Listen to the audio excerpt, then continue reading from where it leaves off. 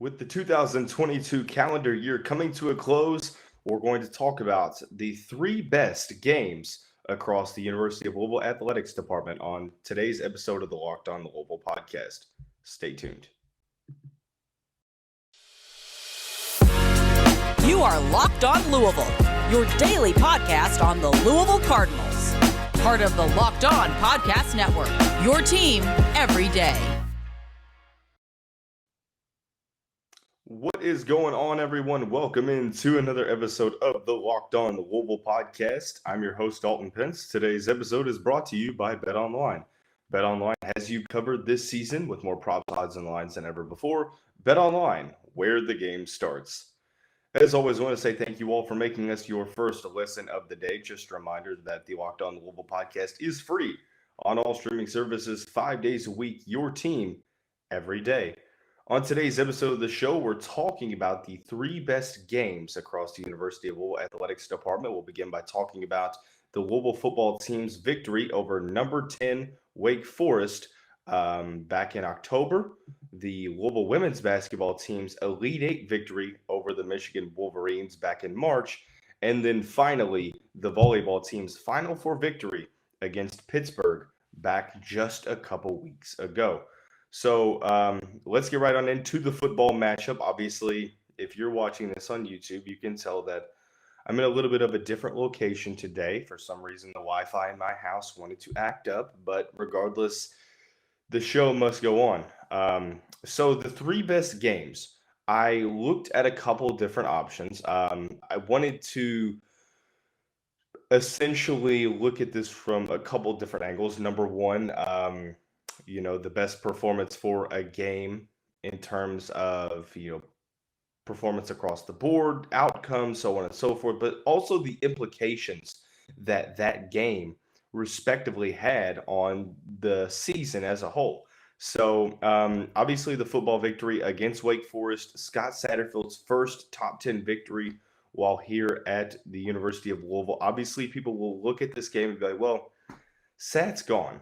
So does this game really matter that much? Well, maybe not now, although I still do think that it's good that Louisville won these games because now Cincinnati has to pay the buyout of Scott Satterfield rather than Louisville, having a conversation to be had on whether or not to let go of Satterfield. And if they did, then they would have to at least negotiate a buyout at the very least. So I think that it worked out just the way Louisville fans maybe not necessarily would have hoped, because I'm not sure that we knew that this was coming, but it worked to our advantage. But ultimately, at the time when Louisville won this game, yes, it was an extremely solid victory. It was one of those victories that, in my opinion, could have granted Scott Satterfield a fifth year. Now, granted, now we have no clue as to what Josh Hurd would have been thinking after that loss to Kentucky in late November, but we don't have to entertain that hypothetical any longer, considering that Louisville has a new football coach. But with that being said, let's talk about the victory itself. What an interesting game this was. I think the first half where Louisville was trailing 14-13, I just don't necessarily think that Wake Forest was that much better than Louisville in the first half, if they were better at all. You look at the drives in that first half against Wake Forest. Louisville went down, hit a field goal, a Wake Forest punt, another field goal from Louisville. Louisville went up 13-0 in this game, and then Wake Forest went down and scored a touchdown, which was, I believe it was a pass interference call on Louisville that was very interesting, to say the least. But the funny or even ironic officiating in that half against Louisville came at the end of the first half, where there was a touchdown to a Wake Forest receiver on 3rd and 14, which it didn't look like he caught the football at all. But the Demon Deacons got the touchdown, which made no sense. But it really changed the momentum. And I looked at that play at the time going into halftime thinking, wow, this could really, really change the outcome of this game. It definitely changed the momentum. I was not necessarily sure what was going to happen, but what did happen was something that I wasn't predicting to happen or even thought could have happened. When you look at the infamous third quarter, it was an interesting situation to say the least. You look at, let's see, where did that occur? I think, okay. You look at the drives that Wake Forest had in the third quarter. They had an interception that was returned for a touchdown. They had a fumble, and then another fumble, and then another fumble, and then an interception, and then an interception returned for a touchdown. And then at the end of the third quarter, they had another fumble and then another interception. So the defense had one of the best performances I have personally ever seen. 8 turnovers for Wake Forest in that game. Louisville only had one. They actually were pretty solid offensively in terms of raw numbers. 29 first downs for Wake Forest, 310 passing yards, 92 rushing yards. They had 8 less total yards than the Cardinals. Only 3 penalties for 15 yards as opposed to Louisville's 9 for 95.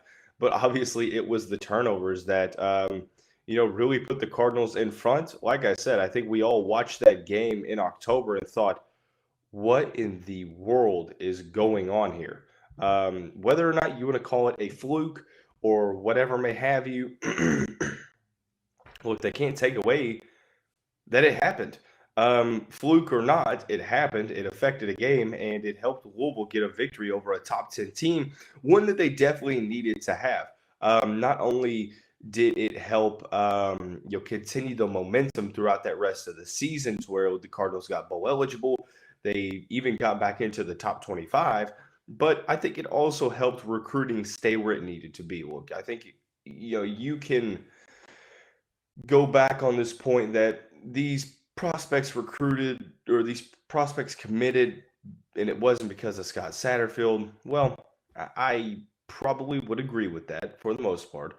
But I also think that if Louisville kept losing, that there would have been more possibilities of guys flipping than if they were to have just continued to win like they did. So overall, I think that it worked out for the best. Maybe it doesn't necessarily have as much implication on next year because Scott Satterfield is not back. But when you look at it, it still seemed like the perception was that Josh Hurd was not ready to give Scott Satterfield a contract extension. And I think that that was probably the right decision considering the early start to the year where you lose to Florida State in a 50-50 game. And then you lose to Boston College. That was definitely going in the wrong direction. So, point to be proven, I think that this season had a fairy tale ending for Louisville's fan base outside of the loss to Kentucky in the Governor's Cup in the regular season finale. But nonetheless, I think that when you look at that victory back in October, I think that, you can't take away the overall impact that it had because I think it's a snowball effect. I think it's a domino effect. One thing happens and it allows things to continue to, move on in terms of the upward trajectory. So despite Scott Satterfield leaving, I still think that this game in itself was one of those best games of 2022. It's a top 10 victory, a top 10 victory at home. It definitely helped with recruiting, helped jolt the fan base. But overall, you have to like what the Cardinals did at the end of the season. And until that victory against Wake Forest, I hadn't believed that the Cardinals had turned the season around despite getting that victory over Pittsburgh the week prior. I needed to see more. And, well, the team went out and they did what they needed to do. Wasn't the greatest performance offensively, but the Cardinals got it done. 211 yards on the ground, 3 touchdowns. Also, Malik Cunningham had 164 yards, no touchdowns, no interceptions.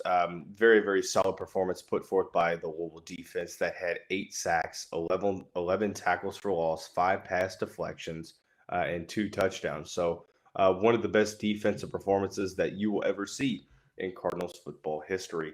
Now we'll transition over into the women's basketball side of things, where the Cardinals beating Michigan in the Elite Eight made this list. We'll talk about that here in just a second after we talk about our friends over at NHTSA. Okay, so you're hanging out with some friends and putting back a few drinks. A few becomes a few too many. And as the evening comes to an end and people start to head out, you think of calling for a ride, but no, you live nearby. You can make it home okay. It's no big deal. And what are the odds you'll get pulled over anyway? And even so, what's the worst that could happen? Your insurance goes up, you lose your license, your job, your car.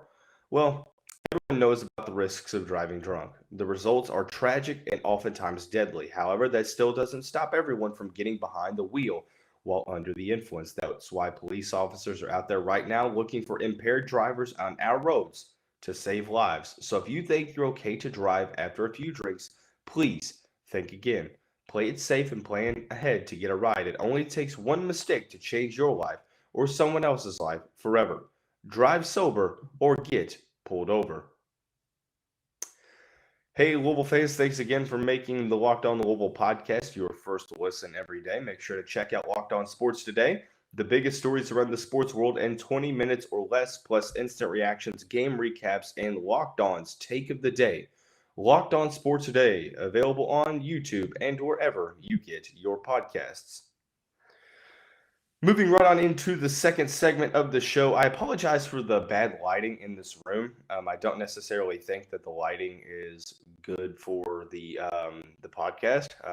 Definitely a lot brighter than I'm used to, but nonetheless, got to do with what you have. So continuing right on along, the women's basketball section of the show, the Louisville Cardinals made it back to the Final Four after defeating Michigan in the Elite Eight back on March 28th, I do believe, 62-50. For a couple of different reasons, this is on the list. Number one, it is a solid victory against a good team in the Elite Eight. Obviously, that leads to the reappearance in the Final Four, the team's first Final Four appearance since 2018, losing to Mississippi State in a game which they should have won if the officiating had been better. But nonetheless, I digress.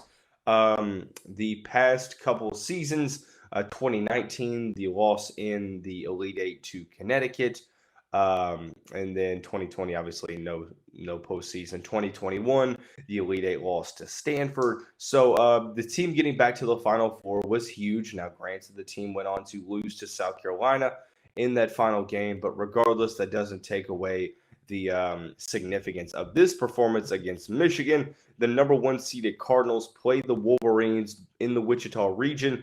It was pretty close at the end of the first half, 30-27. Both offenses kind of struggled to get going. And really, in general, that was sort of the case throughout the game, 62-50, sort of a low-scoring game, but still the Cardinals' defense did what needed to be done. I was extremely impressed with the Cardinals' defense. It went back and forth in the first half. It went back and forth, 17-13 at the end of the first quarter. Michigan won the second quarter, but still, the Cardinals went up on the halftime lead. The third quarter is what I thought could have played a big role in this contest, considering that the Cardinals got into foul trouble. Players were on the bench. You look at the foul trouble. Olivia Cochran had 4. Emily Ingsler picked up 3 fouls. She had a rough offensive game. Had 1 for 9 from the field. Only had 5 points, but it was what she did on the defensive end that really, I think, sparked this Louisville team, especially in the fourth quarter. We'll talk about that here in just a second. But Haley Van Lith, Kiana Smith, Chelsea Hall, all in double figures. They kept the Louisville offense at bay. But I thought, honestly, it was the point that Louisville was trying to pull away in that second half, and I felt like, there were continual fouls called in that third quarter. The Cardinals went up, I believe it was 41-33 in that third quarter. Looked like they were going to start to pull away, but offensively, both teams not able to get much going. And then the fouls came about. Michigan ultimately ended up cutting the lead to 2 at the end of the third quarter. It was the fourth quarter that proved to be the difference maker. The Cardinals only allowed 7 points in that final quarter. The defense was incredible. Overall, I just think that it put that toughness that we've seen on display over and over and over throughout this past season. It seems like so long ago because it was, over 9 months ago now, which is crazy to think that it's been that long. But like I mentioned, the defense in that fourth quarter, Emily Inkster, look what she did on the stat line. I feel like this stat line epitomized how good she was overall at the University of Louisville. She only had 5 points, but one of the ways that she was so solid for the Cardinals in a big way that they needed was even when she wasn't scoring, she was affecting other aspects of the game. She had 16 rebounds in this contest, 4 assists, and 6 steals. I would venture out and say that probably half of those were in the final quarter. Haley Van Lith with 22 points. Even with 4 fouls, Olivia Cochran had 9 points and 4 rebounds. Just overall, I think a great part of 2020 was seeing the women's basketball team get back to the Final Four after having some very solid teams in 2019, 2020, and 2021 that just came up a little bit short getting back to the Final Four. This season, it seems like the team is starting to turn it around, something that we haven't been used to over the past X amount of years.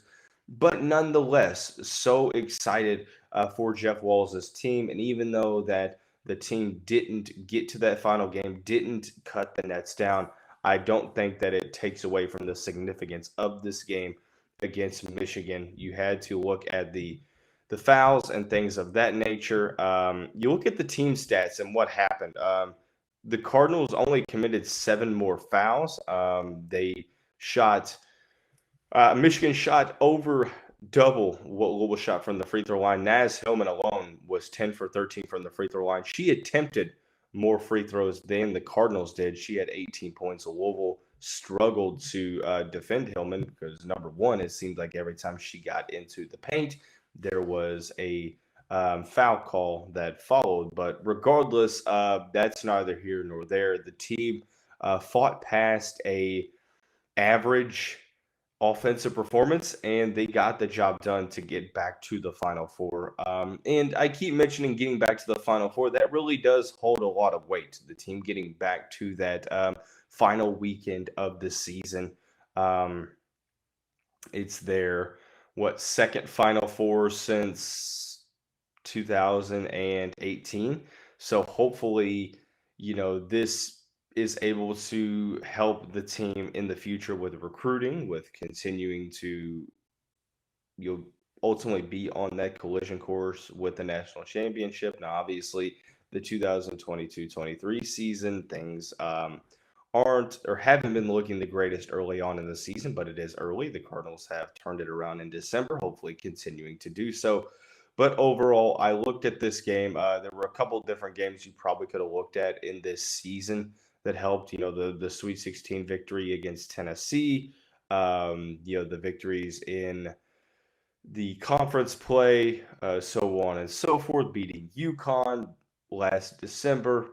But I look at this and I just think of the implications that it had of getting back to the Final Four. And I think that was the ultimate deciding factor for me, was getting back to it. So, the women's basketball team had a great season last year. The final segment of the show, however, we're going to go into the volleyball sector, where the team's victory over Pittsburgh in the Final Four was the last best game of the 2022 athletics department for the University of Louisville.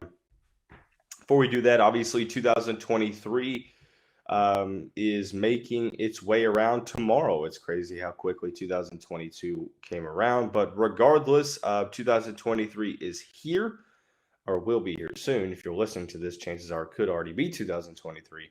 But nonetheless, I want to offer up an opportunity to voice any suggestions, any thoughts you have on guests. I'd like to do some different things in 2023. Obviously, you learn by trial and error, but regardless, I'd like to do some special things. We have some interesting episodes planned, some special guests planned, so on and so forth. So, if you have any suggestions, please voice those in the comments section below or DM me at deepens underscore in the graphic below. So, but the final segment of the show is dedicated to the volleyball team's victory over Pittsburgh. Obviously, I think that this is a no-brainer. The Cardinals making it further than they ever have in program history. Not only that, but the first time a team from the ACC has made it to the national championship game. So they not only made program history, but conference history as well. The team losing Tori Dilfer Stringer, Anna Stevenson Hall from the year prior. It was expected that this team was going to make a deep run, but obviously you have to get those results. And with Anna DeBeer going out early in the season with a shoulder injury against Stanford, the team did what they needed to do. Suffered a loss to Pittsburgh and Ohio State in the regular season, but did what they needed to do in the postseason. 2 sweeps, or I think 3 sweeps in the first 3 rounds. They played Oregon in that Elite Eight, went down 2-1. Had a point in that match where they were facing elimination, where Oregon had match point. The Cardinals ripped off a run and then dominated in the 5th set. Sort of, but not really the same storyline in the Final Four. It's hard to play a team 3 times. The Cardinals looked solid in that first set against Pittsburgh. They won the first set, looking to try to put the match out of the way early on, but they weren't able to do that. I think that self-inflicted errors against the team really hurt. Service errors, hitting errors, they really just didn't necessarily play well in that second set, despite only losing by 2. But it was evened out, and that third set proved to be critical. Louisville edged out the victory after going down. It was 25-22, and they even started the 4th set out really well as well. But got a little sloppy in that 4th set. Allowed Pittsburgh to come back. I think that Louisville had a 16-11 or 17-11 lead in that 4th set, and Pittsburgh came back and won and tied it 2-2 going into the decisive 5th set. I got a little nervous because, volleyball is all about momentum, and, it can change over and over and over again in a match, which it did, but it seemed like Pittsburgh had all the momentum going into that 5th set, and Louisville absolutely dominated in that 5th set. Talking about absolute and pure domination. The Cardinals opened up the 5th set with 8 straight points and ended up winning this set 15-2. It was overall a fantastic performance from the Cardinals throughout. It was a balanced attack. I think that when you look at the offensive side of things, Claire Chaussee with 25 kills, which is 2nd in her career.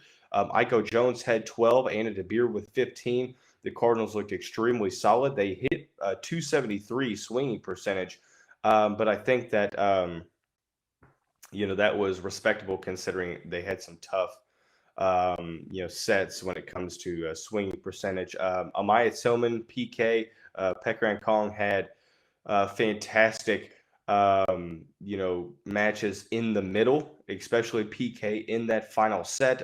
Raquel Lothero was solid with 49 assists. Elena Scott had perhaps one of her best, if not her best performance on the brightest stage. The hometown hero had 28 digs, 5 service aces, 8 assists, showed that versatility on the court as the Cardinals starting libero overall. And then you'll talk about Alexa Hendricks, CeCe Rush, Aiden Bartlett, solid performances as well. A great opportunity for Louisville to like I said, continue on this ultimate collision course with a national championship that is inevitable, in my opinion, over the next couple of seasons. Ran into a very, very tough Texas team that, hands down, was the best team all season. Had multiple Americans, Logan Eggleston, the player of the year, but a fantastic season, getting back to the Final Four for a second straight season, showing that it wasn't a fluke. With another target on your back, you rose to the occasion. You persevered. You put on that full display of toughness, especially when Anna DeBeer went out throughout the season and in the postseason as well when she came back. Being the first team in ACC history to make it to the NCAA championship is extremely special. So the Louisville football victory over number 10 Wake Forest, the Louisville women's basketball Elite Eight victory over Michigan, and the volleyball victory over Pittsburgh in the Final Four are the three best games, in my opinion, for the University of Louisville Athletics Department. If you disagree, if you think a game should have made it onto this, drop it down in the comments. Let's have a discussion about it. That's what this page is for. But that's going to wrap up this New Year's Eve special on this Locked on Louisville podcast episode. We'll see you back here very soon. Stay safe and go Cards.